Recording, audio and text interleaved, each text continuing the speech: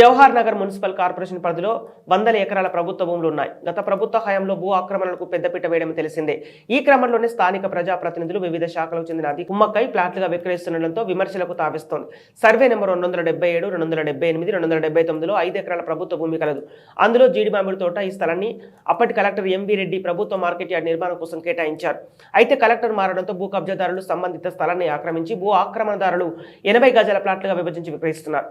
ప్రభుత్వ స్థలాన్ని రక్షించాల్సిన మున్సిపల్ రెవెన్యూ పాలక మండలి సభ్యులు పట్టించుకోకుండా అన్యక్రాంతం అయ్యేలా చేస్తుండడం పట్ల ప్రజలు మండిపడుతున్నారు. బడాబాబుల హస్తం ఉండటంతో రెవెన్యూ అధికారులు అటువైపు కన్నెత్తి చూడటం లేదు.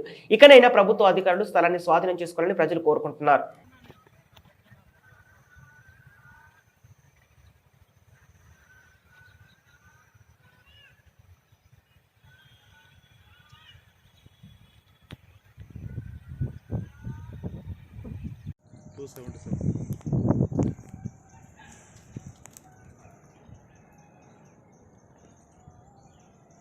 Jawahar Nagar municipal corporation